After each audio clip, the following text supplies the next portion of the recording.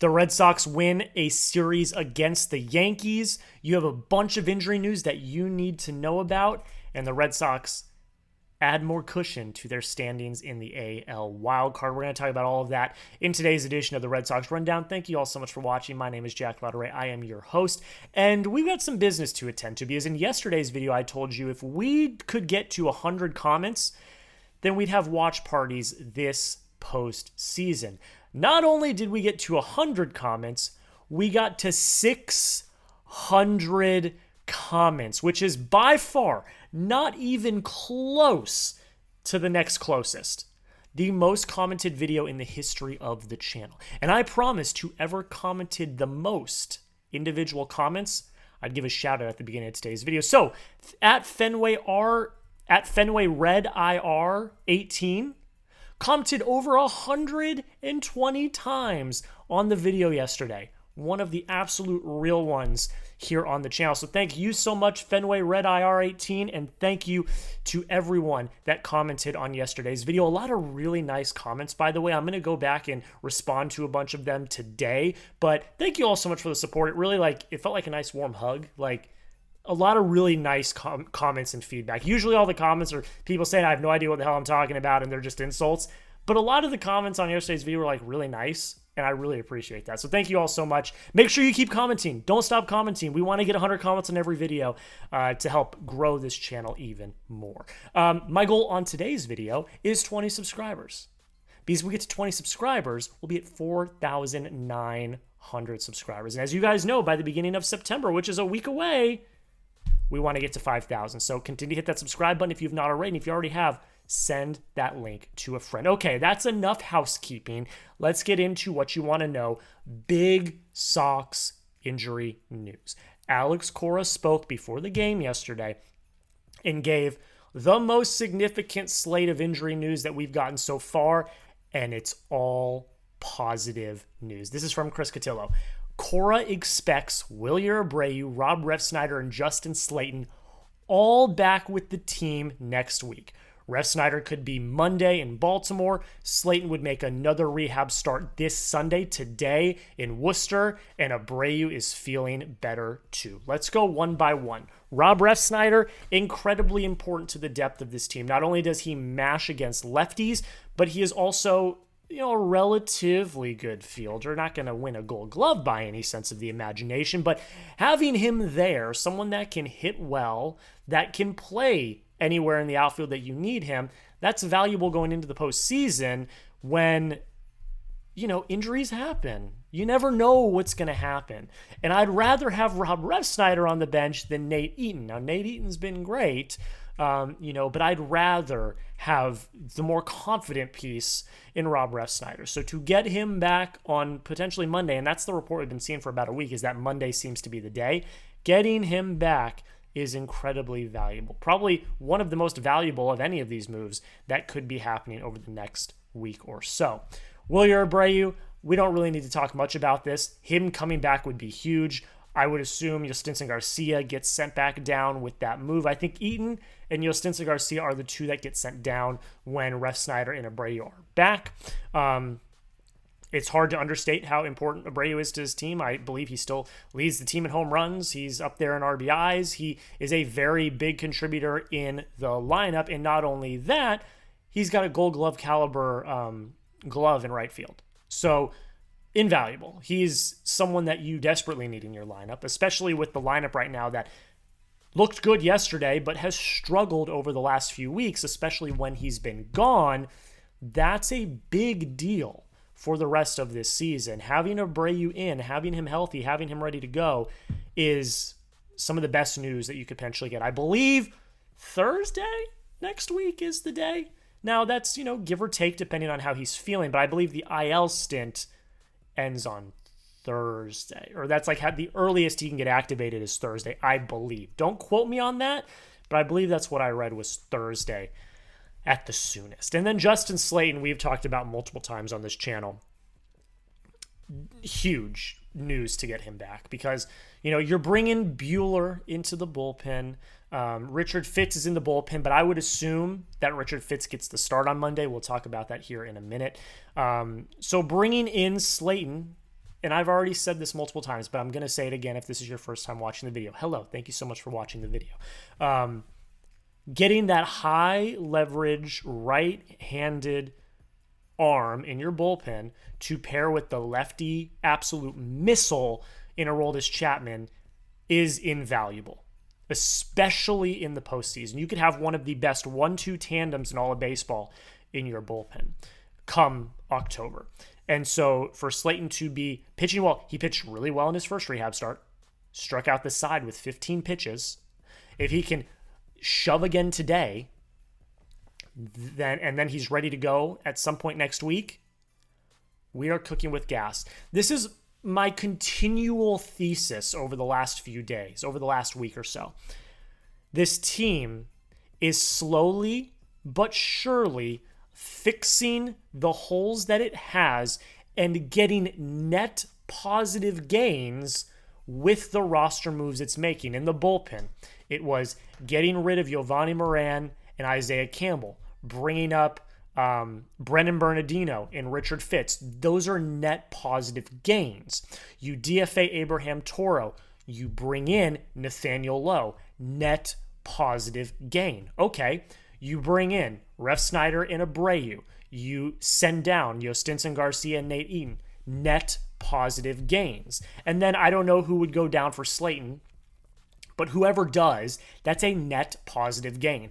Every move you've been making is just getting your team that much better. And when you get to October, you want to have the best 28 players on your roster as possible. So with these three coming back, you kind of are reaching your final form. And that's a good thing, especially with this playoff run coming up. I don't need to tell you how important it is to have Justin Slaten in the bullpen, Wilyer Abreu in the outfield, and Rob Refsnyder on the bench. You all know how valuable they are. But having all of these net positives, gains over the last week or so has been incredibly valuable to the Red Sox, and it has shown over the last 3 days. So all three of these guys coming back is a huge, huge deal. Are you excited to get the reinforcements back? All you got to do to show that you are is type me as many times as you can in the comments. Our goal yesterday was 600 comments. Let's get back there. Type me as many times as you can if you're excited to be getting these reinforcements back. Cora also spoke about potential Walker Buehler replacements, and according to Chris Cotillo, who wrote a piece about it, it's coming down to really two names. It's coming down to Kyle Harrison and Richard Fitz. Richard Fitz already up on the big league roster. Kyle Harrison still down in AAA. We did talk about this a little bit in yesterday's video as well, so if you have not checked that out, go check that out. I'm going to probably be a little more brief about it today. Here's what Cora had to say on Kyle Harrison, which I think was pretty telling on what's probably going to happen on Monday. This is what Cora had to say on Kyle Harrison as a whole. He said, hit or miss, to be honest. Not efficient, but good stuff. He's part of the equation. So it doesn't feel like Cora is completely blown away by what Kyle Harrison has done in AAA. Obviously, Kyle Harrison is still a work in progress. He went down to AAA after he got acquired in the Rafael Devers trade, and they completely revamped his entire arsenal. So they completely reformed Kyle Harrison as a pitcher. So you shouldn't expect only a few months later for him to be 100% locked in, but over his last few starts, he's looked better than he did. But that quote from Cora is interesting because it doesn't seem like he's completely confident in Kyle Harrison yet. So that would lead me to believe that it's going to be Richard Fitz, because unless he pitched today, which as far as I know he did not, if he doesn't pitch today, so I meant yesterday, if he doesn't pitch today, he's going to get the start on Monday. I can almost guarantee you that. Because he's already up on the roster. You don't have to make a corresponding move. It just makes sense. However, as we get into September, we get into October, I'd love, if Dustin May isn't working out, not to say he won't, but if he doesn't, I'd love to see, a Kyle Harrison take that spot. I'd love to see a Peyton Tolley get up here. I'd love to see them go to one of their prospect arms and see what they're capable of. But yeah, as of now, it seems like it's probably going to be Richard Fitz, which I'm perfectly okay with. He's been relatively kind of consistent. He's had a few blow-up starts, but he's had some really good starts as well. So, facing Baltimore, who, quasi-swept you at Fenway earlier this week. So, it's not going to be easy, but I'm fine with Richard Fitz against the Orioles. And so, yeah, it is what it is. I asked you this question yesterday. I'm going to ask you again for all the new people viewing this video. Pick a pitcher for me. Type KH if you'd rather have Kyle Harrison, or RF if you'd rather have Richard Fitz. I'd like to see what Kyle Harrison has, but I think the more realistic move is Richard Fitz. So I'll type RF for Richard Fitz, but you let me know. KH for Kyle Harrison, RF for Richard Fitz. Who would you rather have as the 5th starter in your rotation? All right, we're going to talk about the game here in 1 second, but as I do in every video before we get into the game recap, make sure you hit that subscribe button. I have watched every game this year. I'm going to watch all 162 so you don't have to. I recap every single game, short form and in long form, on this channel. So don't miss out. Join the family. Help us get to 5,000 subscribers by the 1st of September. My birthday's in September, and the best birthday gift I could possibly get from you guys is 5,000 subscribers. So if you've not already, hit that subscribe button, and if you already have, send the link to a friend. We're 20 subscribers away from 4,900. That's the next milestone we have to hit. You guys have been killing it lately, and I really do appreciate it. The Red Sox just eviscerate the New York Yankees 12-1.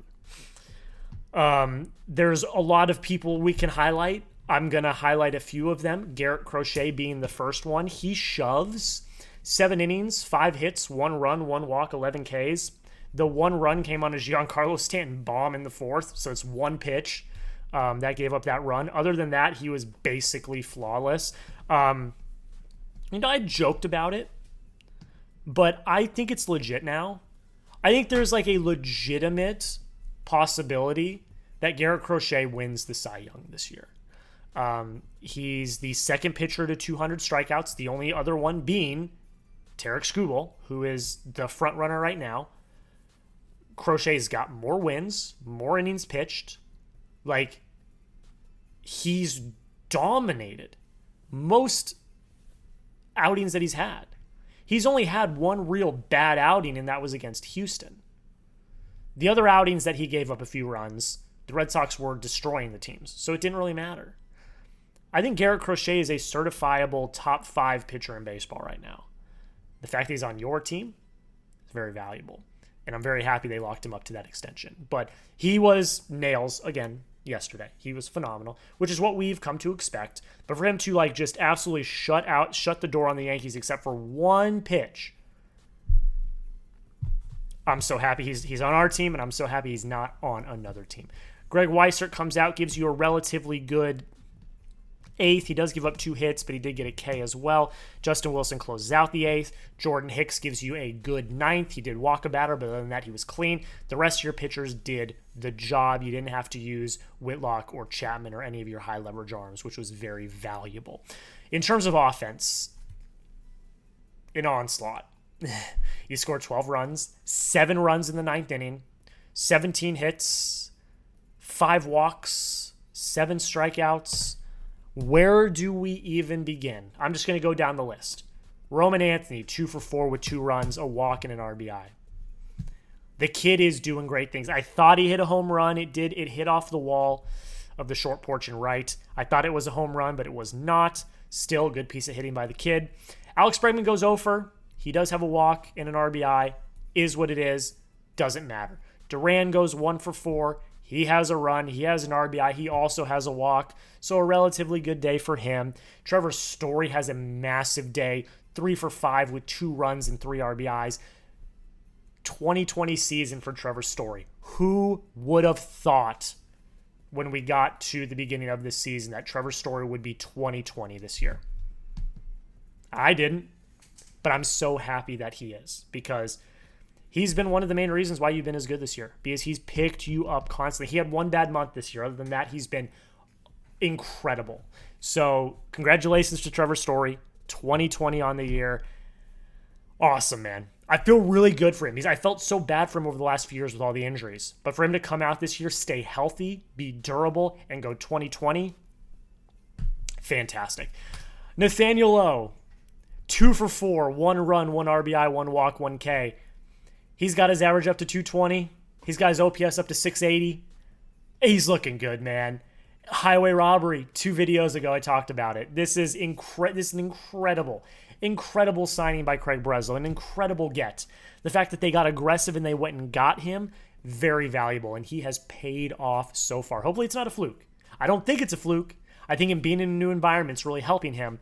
But he's been everything advertised so far. Yoshida goes 1 for 4 with a walk. Good, fine, great. Rafaela goes 2 for 5, 2 runs and an RBI. Great day for Rafaela. No strikeouts, which is what you want to see. David Hamilton, 3 for 5, 2 runs, 2 Ks. He's low-key not had that bad of a series. Few mistakes on offense. Did get thrown out in the first game at third, which was inexcusable. But other than that, he's kind of contributed. And it's great. I want him to succeed. I don't want him to fail. Like, it's great. Carlos Narvaez kind of put the cherry on top. Home run late in the game. 3 for 4, 2 runs, 2 RBIs, only 1 K. That was in the 9th inning, literally, to make it 12-1. The cherry on top. He was phenomenal. You got a home run from Story and Narvaez, a triple from David Hamilton, a double from Story, Rafaela, and Anthony. You just destroyed it. And you hit with runners in scoring position. 7 for 13. You only left 8 runners on base. That's a great day. Now, the 9th inning, there was a lot of errors by the Yankees too. So there was some boneheaded plays. But you won the damn series, guys. And that's significant. When we walked in, I don't remember what I said. I think I said a split. To win it outright in 3 games. A gentleman's sweep, basically. This team's incredibly confusing, I'll say that off the top. But this is the momentum you need going into the rest of this season. You go on the road, which has been a struggle for you. You go on the road and you wallop the Yankees. And on Sunday Night Baseball tonight, we got the opportunity for a 4-game sweep, which would be huge. And it's affecting the standings, guys. This is significant. Let's look at the scores around the league today. The Rangers beat the Guardians. They've actually passed the Guardians now in the wild card stand. That's not true at all. They're a half game back of the Guardians in the wild card standings, but the Guardians have fallen out of grace. It really is just the Royals, 3.5 back. The Royals lost today to the Tigers. They've lost a few straight. That's huge. The Blue Jays won an extra inning, so you don't move up in the division at all. But again, I told you, I think the division's kind of cooked. You really care about the wild card at this point. And then as of the time of recording this, the Mariners are still playing. The Athletics, it's only the bottom of the second, so I don't know. You'll know by the time this video comes out. But let's look at the standings. I mean, this last 3-game stretch has been significant because the teams that are on your ass are losing. The Royals have lost 2 straight. The Guardians have lost 4 straight. And you've won 3 straight. That's significant. Look at the wild card standings. You're a 1.5 games up on New York and Seattle for the final wild card spot. And then the Royals are 3.5 back of the wild card. So if you net it all, you're 5 games up on losing a wild card spot. You're sitting pretty heading into September. Now you got to keep it going. You can't just go on a huge losing streak now. But 5 games is a lot. We're talking about that in the division. I think the division is cooked. But you're 5 games back of the Blue Jays. It's the same situation. And I think the division is cooked. Like, you needed to walk into Yankee Stadium and prove you were legit. And you did.